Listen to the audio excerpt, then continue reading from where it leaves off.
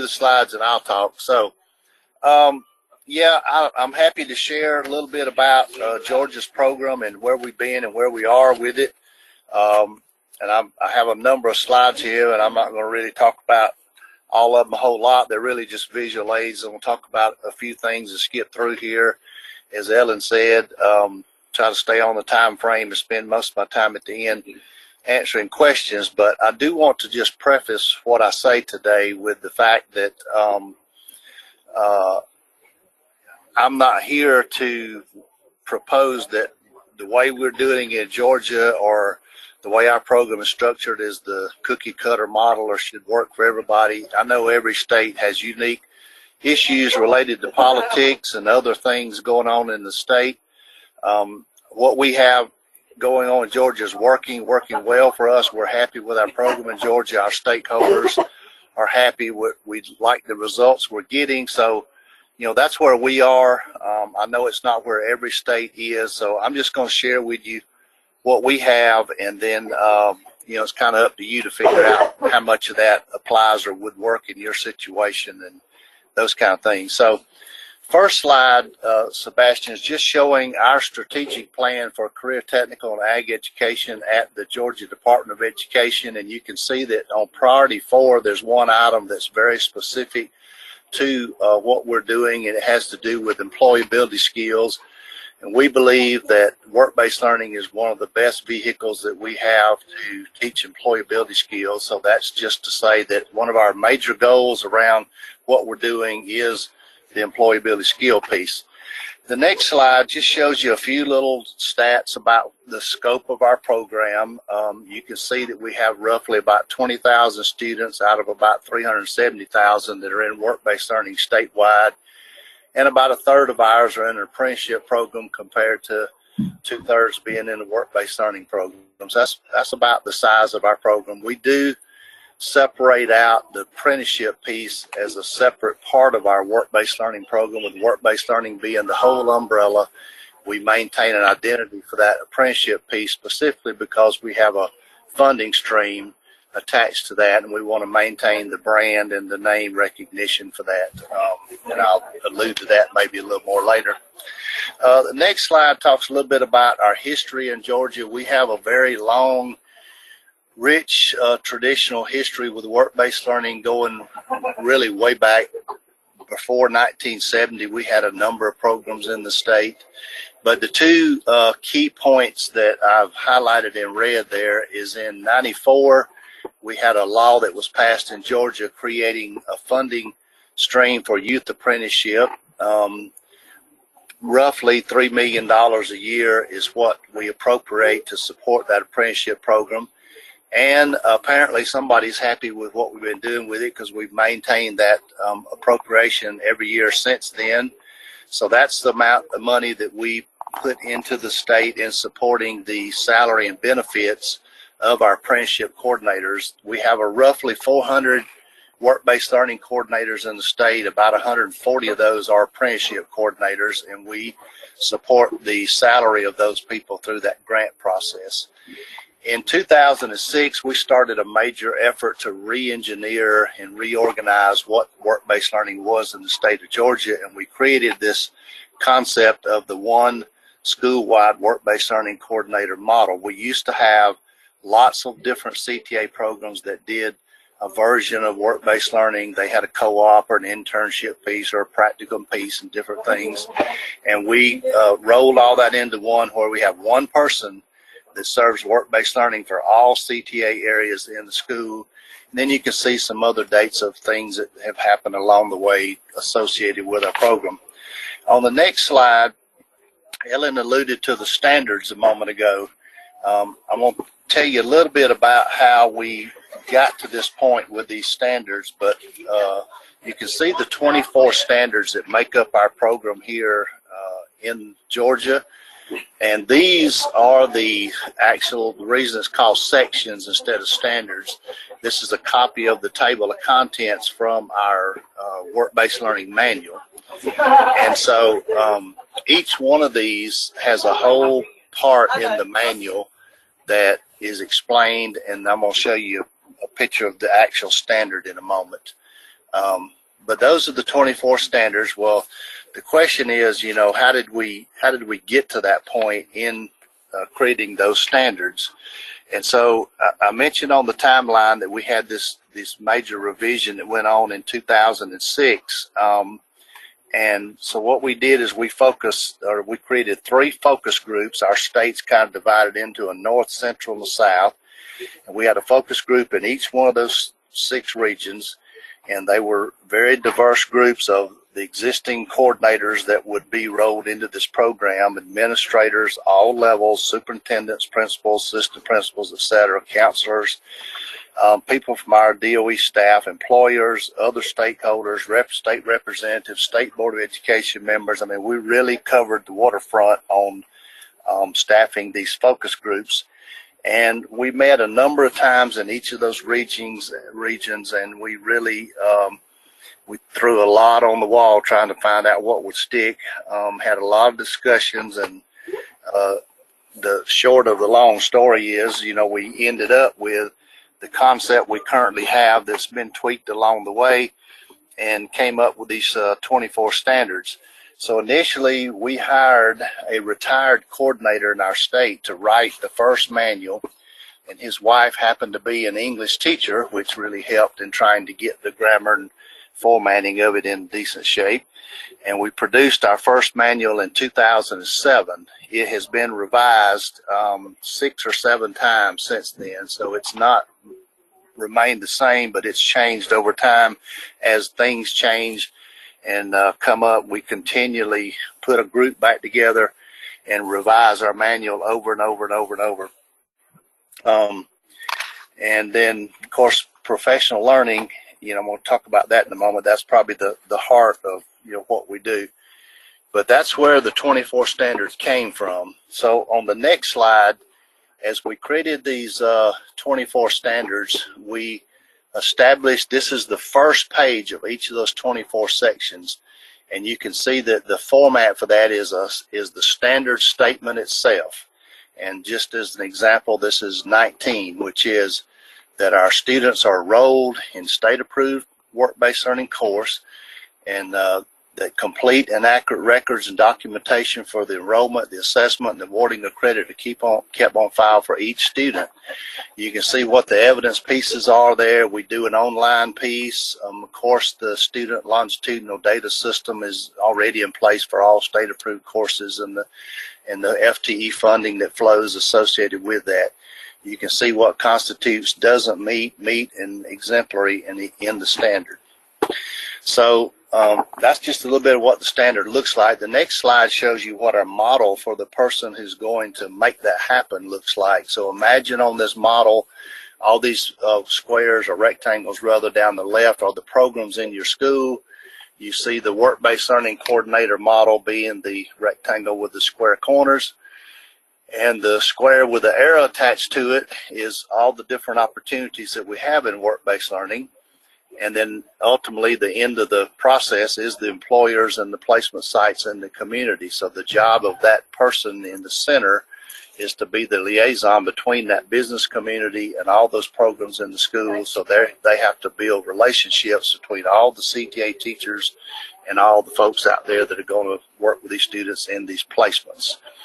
On the next slide, you can see what kind of requirements we have for that person. So those people who are going to be coordinators have to hold a valid certificate in a CTAE field or have an endorsement in what we do. And then we have a very special category for our apprenticeship people, and really that was created at the inception of the apprenticeship program.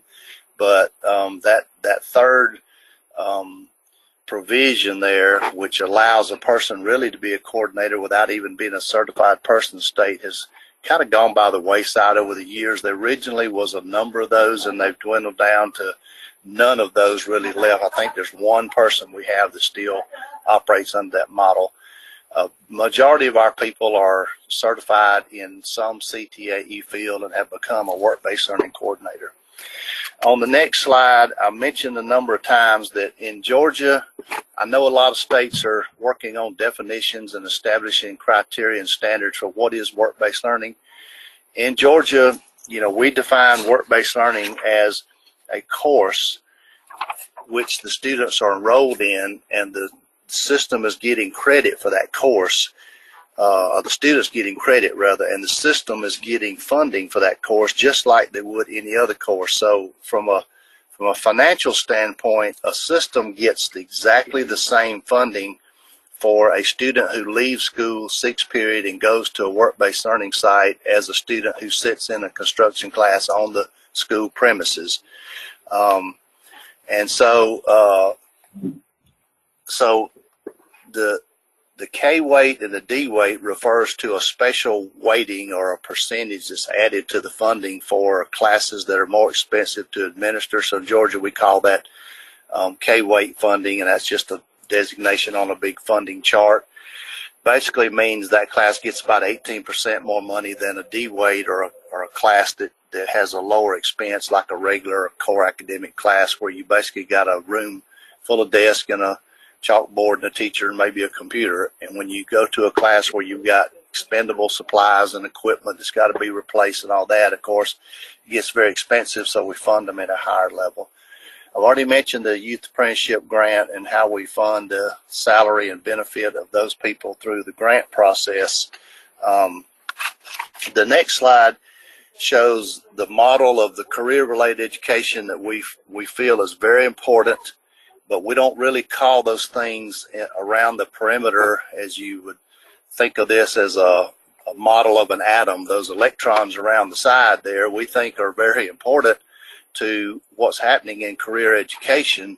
But when we say work-based learning, we're talking about specifically apprenticeship, intern, co-op, ESD, where the kids are enrolled in a course, the system gets funding to pay for existence of a coordinator to go out and supervise that, to set up the relationship with employers, to do all those things a coordinator does.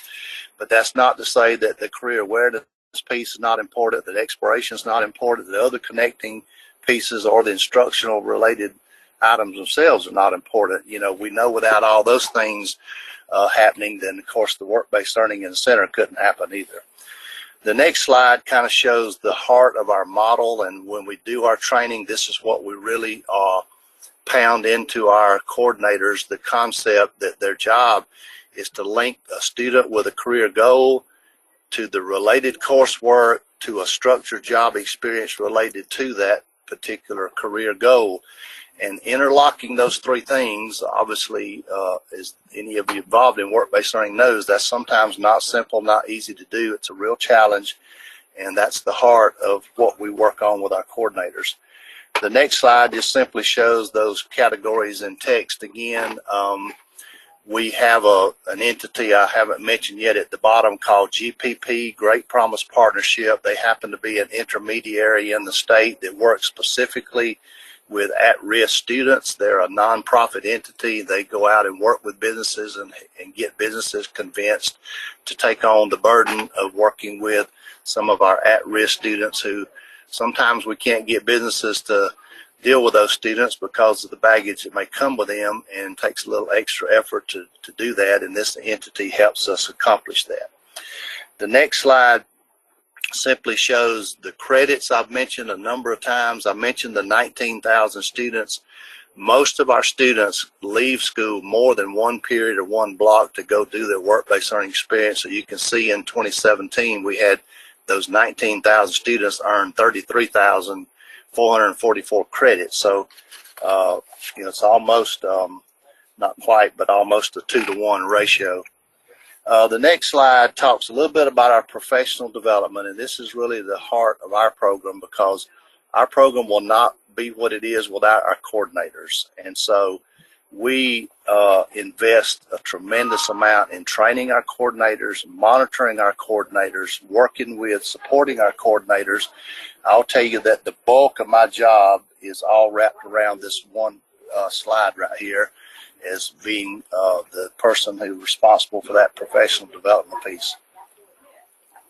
So we have these region meetings, 3 or 4 per year. One of the requirements for those meetings is they have to hold those in a business location. And the purpose of that is to move the educators out of the educational environment into the environment that they're trying to place students into, to create dialogue with that group of stakeholders, build relationships with them, and so forth. The ACTE group in Georgia, so it's referred to as GACTE, very strong, very big in Georgia. And when we have our summer GACTE conference, we have meetings associated with that. We have our annual conference that we've been doing for a number of years related to work-based learning. And when we have a new coordinators come online, we break our training up into two parts, A and B. We do that geographically because our state is so long and so wide. And they go to part A in June for 4 days, and then they go back and begin implementing their program. And then they come back in January, February after the first semester, and they produce their documents and pieces of evidence for parts of their program, like, you know, the list of their advisory committee and their CNET records on their kids and so forth.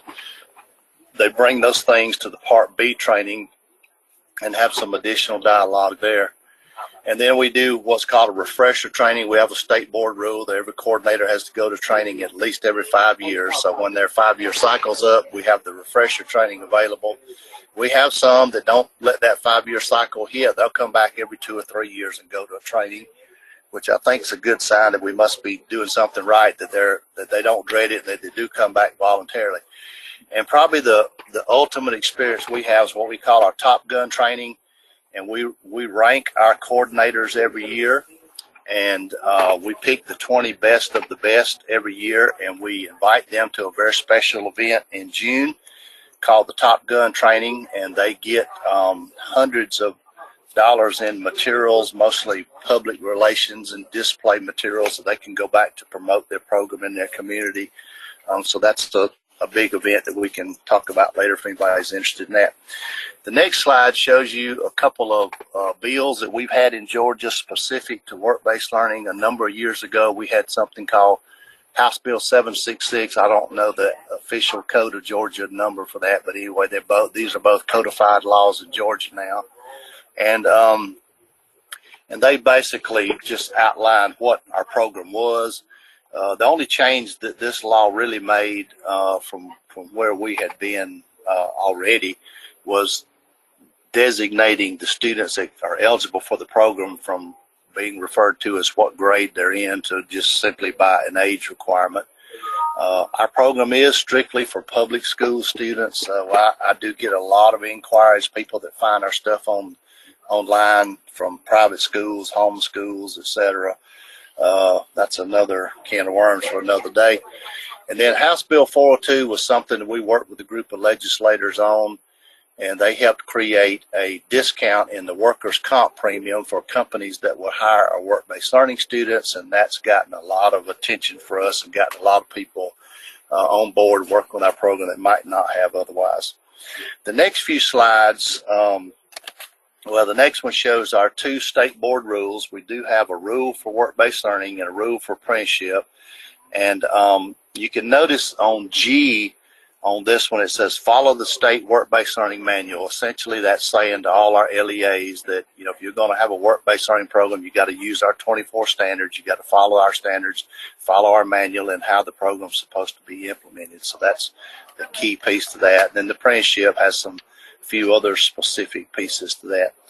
The next few slides just show you some samples of the kinds of data that we collect. So we keep all of our student data in an online database called CNET, and these are just some screenshots. This is a page from the employer page of CNET where it would show who the employers are and the information about those students.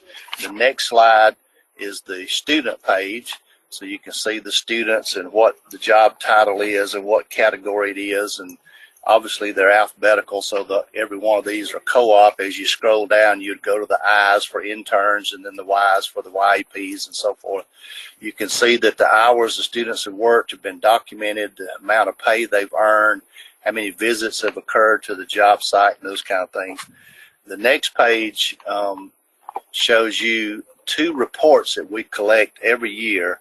And on those reports, we collect about 170 data points linked to those 24 standards and 4 narrative questions that they have to answer about their program. And So we have one for work-based learning. We have one specific to youth apprenticeship. So this is where they would click on a link and it would open up an online form. They just simply plug in the numbers and it's organized by the standards. It looks just like what's in their manual, so they're very familiar with it. They can generate a PDF of that to keep for their records later if they want to. And of course, the green link shows you this person's already turned theirs in and submitted it last year. The next slide shows you kind of what that looks like. So you can see standard 1, standard 2, standard 3. You can see the data points. And so like for the third, number 3 down there is career exploration. You can see that this person had about 14 kids that did mock interviews, 28 that was in job shadowing, 85 that have student portfolios on file, and so forth, so on. So these are the kind of data points we collect. So when you take all this information for all 24 standards, it's 170 items. They go into a big, massive spreadsheet, and we get the spreadsheet from our online programmer. Then we can then do a total. We can tell you how many of any of these occurred for the entire state. We can tell you a state average. We can tell you how many in the South region, the North region. We can tell you how many urban schools did compared to rural schools. And it's just endless, the kind of conclusions you can draw when you have this kind of data. The next slide talks a little bit about, or it just shows one of the other items there. This is where they actually enter what category of work-based learning their student is in by the 17 career clusters. And then we do have some options at the bottom. You'll notice we have a fine arts, foreign language, advanced academic pathway option in addition to CTAE. And then we do separate out those GPP students I mentioned earlier. So this would just show you where the students are placed in relation to our whole opportunity we have in CTAE. And the next slide shows you a little bit about our website. If you really want to access our manual with the 24 standards, and the entire manual is a PDF. It's online along with just about everything else you want to know about our program. We do have a website specific to work-based learning, GAWBL.org. I encourage you to go to that and explore that if that can help you. And the last 2 slides talk a little bit about some of our supports. Just go ahead and click all those till they get on there, Sebastian. So our 24 standards obviously is a big one for us. The professional learning opportunities I've mentioned, our manual, our website, all the data collection that we do, our funded weighting that we have for the class that our students are in for work-based learning. Our state executive board is a group that really represents their peers around the state and provides leadership for all the coordinators. And the way it's organized is we have 6 regions, so we have a chair and a co-chair from each of the 6 regions. And then we have a president, past president, president-elect. We have a treasurer, secretary, a public relations person, then the State Department representative is myself. And we meet 4 times a year, and we basically plan the kinds of things that the folks in our regions need to know about, want to hear about, or need to be involved. And we create a skeleton agenda for the region meetings. And so when those 3 or 4 region meetings occur, like for example, we have the first region meeting in the fall, they all are based on the same agenda, and then they can add their own little personal things into that based on something that's unique to their region. But they're very, very similar, so our folks are getting real close to equivalent delivery in all the 6 regions. And then, of course, the region is held in a business location, so the whole point of the meeting is to hear from the business folks about what's going on in their world. So that's a big piece. And then our College Career Readiness Performance Index, CCRPI, we do have an indicator on there for the percentage of their high school seniors who are in work-based learning. So the schools are getting points for that. Therefore, it's an important item for them, and it's made work-based learning a big deal in Georgia just because it's there. And the last slide, or next to the last slide, talks about some of our challenges, similar to what many of you probably experienced in your state. We have the biggest one probably is the reluctance of employers to hire kids under 18. We constantly work on that. We conquer that thing in a lot of places, and then there's some where we still can't get them to come on board. One of the biggest reasons is there's this myth out there that there's some kind of government regulation or law that prevents them from hiring people under 18. So we try to educate them about the Fair Labor Standards Act and the 7 exceptions that are there for occupations. And we show them evidence from OSHA's website where they have no regulation specific to anybody by age. The OSHA's OSHA, whether you're 8 or 18 or 88. And we do a lot of that kind of work, and we win some battles here and there. And we've won some big ones. Some of our bigger employers in the state, like Georgia Power, Pratt Whitney, Caterpillar, Gaboe, a lot of manufacturing companies. You know, we've moved them from wouldn't let us get our foot in the door to being real advocates for our program. Employability skills. You know, you all heard stories about the level of employability skills that our millennials bring to the job site. So that's a big piece for us to have to work on. Diversity, trying to get work-based learning equally represented in all of our pathways is a challenge. Our coordinators, we have about 60% that are full-time and 40% that are part-time, and the results from those programs are like on different planets. So we constantly are trying to build the program to where the coordinators can be full-time coordinators, because that's where we get the best results. And then, of course, you know, trying to create a situation where the coordinators are actually placing students, not letting students obtain their own job, because we typically see a huge difference in the quality of the placement between a coordinator created through a partnership and a job that a kid just went out and got on their own. Because we know if a student goes out and tries to obtain a job, we know where they're going to probably go to try to get it, and that's not the career path we're trying to push them in. So we do have our challenges, and we work on those.